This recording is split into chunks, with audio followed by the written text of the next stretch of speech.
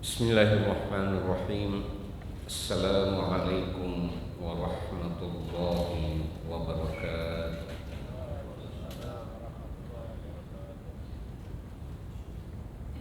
Alhamdulillah. Alhamdulillahi ala ni'amihi tatimmus shalihat wa bifadlihi tatanazzalu khairat wal barakat. Wassalatu wassalamu ala asyrafil makhluqat wa ala alihi wa ashabihi as-sabiqina ilal khairat, amma ba'd. Hadirin jamaah subuh yang insyaallah dirahmati dan dimuliakan oleh Allah Subhanahu wa taala. Tadi malam kita sudah mengkaji sedikit tentang tantangan yang dihadapi terutama dalam membina keluarga sakinah mawaddah warahmah. Persoalan besar yang kita tengah hadapi sekarang ini dengan perkembangan teknologi, perkembangan dunia digital adalah generasi-generasi kita yang semakin sulit untuk kita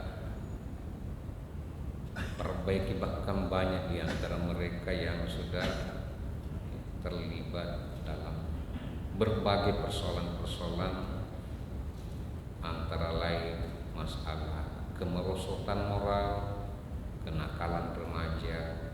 Karena itu solusi terbaik yang kita jadikan sebagai pilihan alternatif terbaik adalah bagaimana kita kembali dan selalu berinteraksi dengan Al-Quranul Karim. Pada subuh hari ini izinkan dengan memanfaatkan waktu yang seefisien mungkin mencoba melanjutkan pesan-pesan Rasulullah Sallallahu Alaihi Wasallam kepada sahabat terdekatnya Abu Hurairah. Dalam salah satu riwayat, Nabi Sallallahu Alaihi Wasallam dalam sebuah majelis ilmu menyampaikan kepada para sahabatnya, man akhadha haula'il kalimat fayamalu bihi aw yu'allimu ma ya'malu bihi. Siapakah di antara sahabat-sahabatku yang ingin mendapatkan wasiat dariku, yang ingin mendapatkan wejangan dariku, lalu mengamalkannya atau mengajarkan kepada orang-orang yang mau mengamalkannya. Dalam majelis itu juga Abu Hurairah hadir. Seperti yang saya sampaikan tadi malam, memang dalam berbagai kesempatan karena kedekatannya dengan Rasulullah SAW, hampir setiap kesempatan selalu bersama dengan Nabi. Abu Hurairah langsung mengacungkan tangan, ana ya Rasulullah, saya wahai Rasulullah SAW. Dalam riwayat itu langsung Nabi mendekat kepada Abu Hurairah, memegang kedua tangannya, bahkan menepuk pundaknya, lalu menyampaikan beberapa pesan kepadanya. Apa pesan Rasulullah kepada Abu Hurairah? Yang pertama, ittaqil maharim takun a'badan nas. Jauhilah olehmu segala bentuk perbuatan yang tidak diridhoi oleh Allah Subhanahu wa taala, maka engkaulah menjadi hamba Allah yang sejati. Masyarakat muslimin jamaah subuh rahimakumullah, melakukan atau menunaikan segala perintah-perintah Allah itu memang sungguh sangat mulia, sangat istimewa bagi kita, terutama kita yang selalu bersungguh-sungguh melaksanakan segala apa yang telah diperintahkan oleh Allah Subhanahu wa taala kepada kita. Salat, puasa, berzakat, atau menunaikan ibadah suci, ibadah haji, bagi yang memiliki kemampuan yang berlebih baik dari segi fisik maupun harta, itu adalah amat sangat mulia bagi kita sebagai umat muslim. Namun kadangkala di balik dari pelaksanaan ibadah-ibadah itu masih ada juga di antara kita sebagai umat Islam yang belum sepenuhnya mampu meninggalkan larangan-larangan Allah Subhanahu wa taala. Karenanya Nabi berpesan kepada sahabatnya Abu Hurairah, jika engkau ingin menjadi hamba yang sejati, maka berusahalah bukan hanya melaksanakan perintah, tetapi menjauhi segala bentuk larangan-larangan Allah Subhanahu wa taala. Allah memberi kemampuan yang sama di dalam diri seseorang. Kemampuan untuk melakukan yang baik, bahkan yang terbaik sekalipun di dalam hidup ini, namun juga Allah memberi kemampuan untuk melakukan yang terjelek sekalipun di dalam kehidupan ini. Potensi itu ada, semua kita miliki. Kita ini sebagai manusia, kata Allah Subhanahu wa taala, fa'alhamaha fujuraha wa taqwaha. Allah telah mengilhamkan ke dalam diri, ke dalam jiwa itu jalan fujur dan jalan ketakwaan.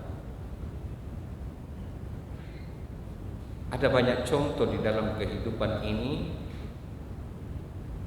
Andrei Sakharov, seorang peraih Nobel fisikawan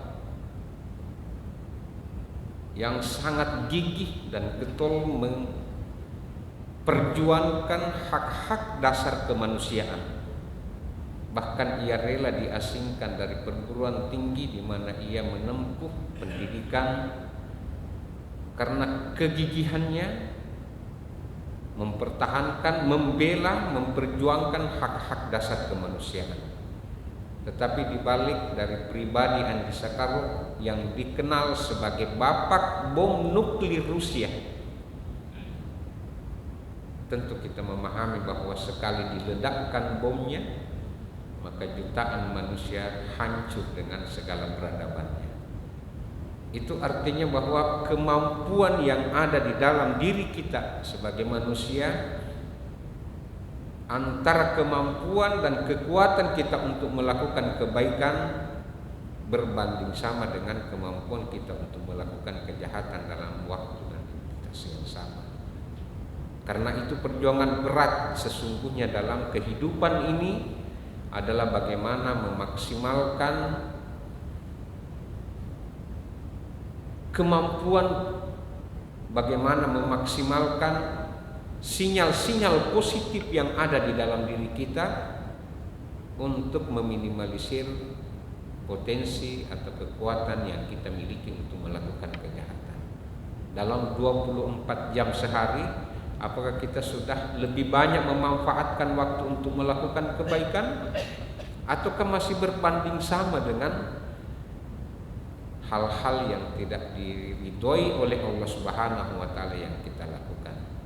Ma'asyiral muslimin, pesan Abu Hurairah, pesan Nabi kepada Abu Hurairah, jika kita ingin menjadi hamba yang sejati, maka berusahalah untuk menghindarkan diri dari segala bentuk perbuatan-perbuatan yang dilarang oleh Allah Subhanahu wa taala. Yang kedua, Rasulullah berpesan kepada Abu Hurairah, wa bima kasamahullahu alaik takunu agnan nas.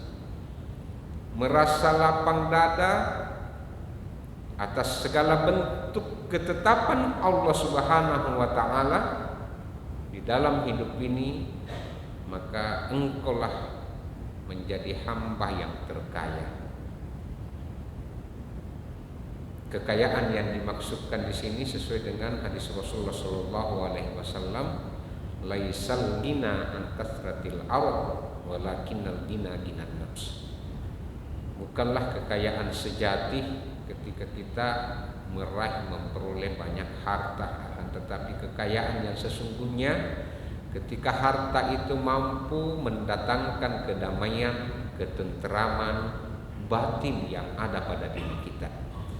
kekayaan yang sesungguhnya ketika hati kita merasakan kedamaian, ketenangan, dan ketenteraman pada setiap waktu dan kesempatan. Nah, bagaimana caranya untuk mendapatkan ketenangan? Kata Nabi, berusahalah semaksimal mungkin untuk tetap ridho atas ketetapan-ketetapan Allah Subhanahu wa Ta'ala. Kenapa? Karena tidak ada satupun di antara kita yang bisa lepas dari ujian-ujian Allah Subhanahu wa Ta'ala.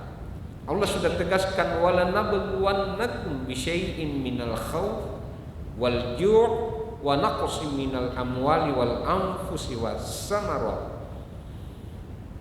Sungguh kalian akan diuji oleh Allah Subhanahu wa Ta'ala dengan sesuatu berupa al-khawf, ketakutan, al-ju' kelaparan, wa naqsim minal amwal kekurangan harta, wal anfus bahkan kematian.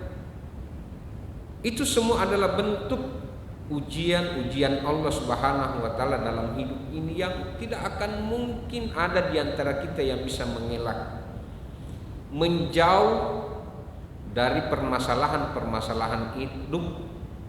Itu tidak akan mungkin bisa dilakukan. Bahkan lebih cepat kita menghindar dari masalah, justru masalah itu lebih cepat datangnya kepada kita. Sehingga kata orang bijak, sebenarnya ya kesuksesan seseorang itu adalah bukan ketika ia mampu mencapai apa yang diraih, apa yang diinginkan, apa yang didambakan dalam hidupnya, tetapi ketika ia berada pada posisi berlapang dada, senang, ridho atas segala apa yang telah ditetapkan oleh Allah Subhanahu wa Ta'ala. Ma'asyiral muslimin jamaah subuh rahimakumullah. Yang ketiga, kata Nabi kepada Abu Hurairah dalam pesan-pesannya, wa ahsin ila jari takun musliman. Berusahalah untuk memperbaiki hubungan interaksi kita dengan tetangga-tetangga kita, maka engkau akan menjadi muslim sejati. Ini juga kadangkala di dalam kehidupan kita sebagai umat Islam, tidak sedikit soleh dalam melaksanakan ibadah-ibadah, akan tetapi sepertinya kesolehannya itu baru terbatas pada kesolehan individu semata, belum terwujud dalam bentuk kesalehan sosial. Padahal Allah Subhanahu wa Ta'ala menurunkan agama kepada kita tentu tidak hanya mengurus hubungan vertikal kita antara hamba dengan Allah, tetapi di balik dari ritual-ritual ibadah yang kita laksanakan, yang kita tunaikan setiap waktu-waktu tertentu, itu memiliki dimensi-dimensi moral, dimensi-dimensi sosial yang harus kita implementasikan dalam kehidupan bertetangga kita, bermasyarakat kita.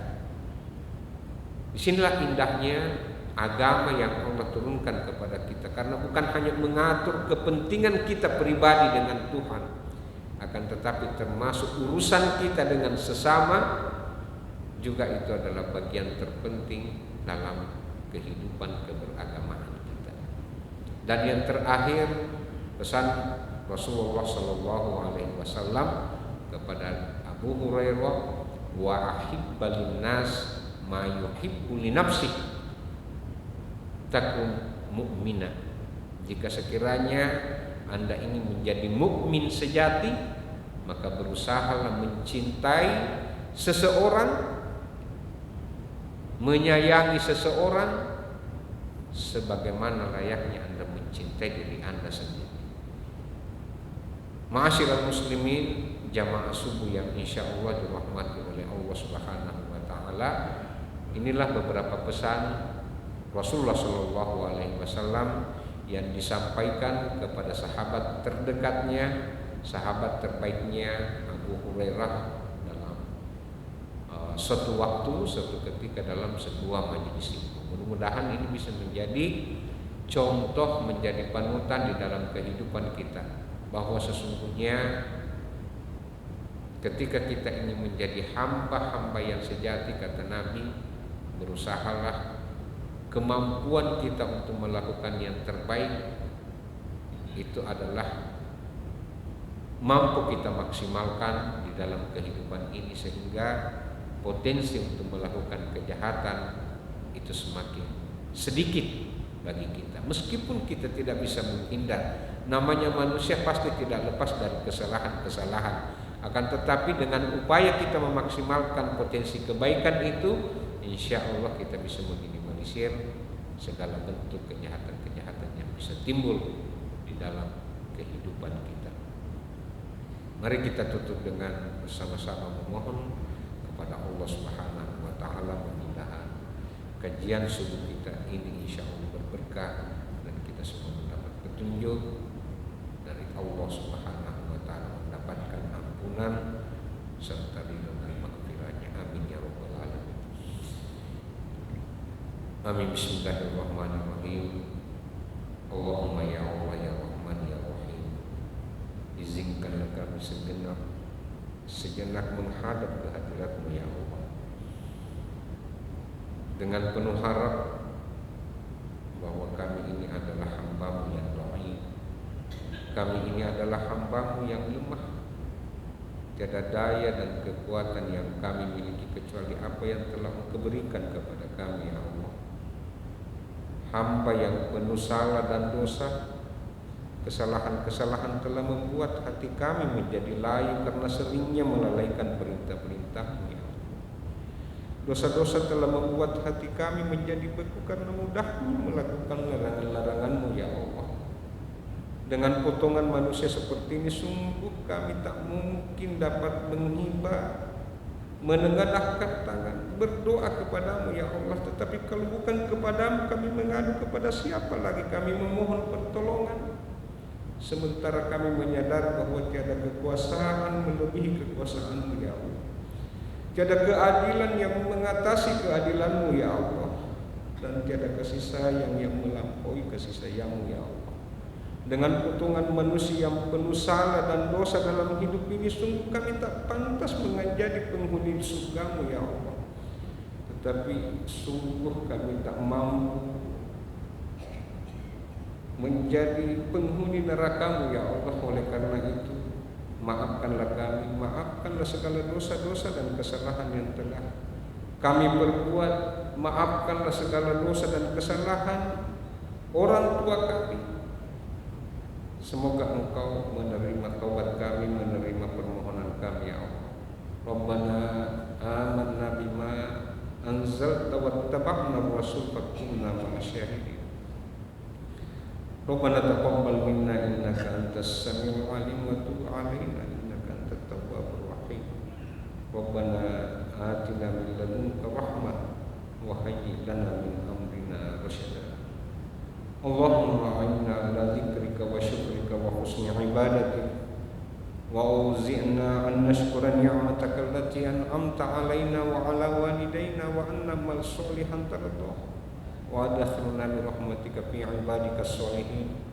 Rabbana atina fid dunya hasanah wa fil akhirati hasanah wa qina adzabannar, wa adkhilnal jannata ma'al abrar. Wa sallallahu wasallam ala walhamdulillahi rabbil alamin. Al-Fatih. Bismillahirrahmanirrahim. Terima kasih, lebih kurangnya mohon dimaafkan. Wassalamualaikum warahmatullahi wabarakatuh.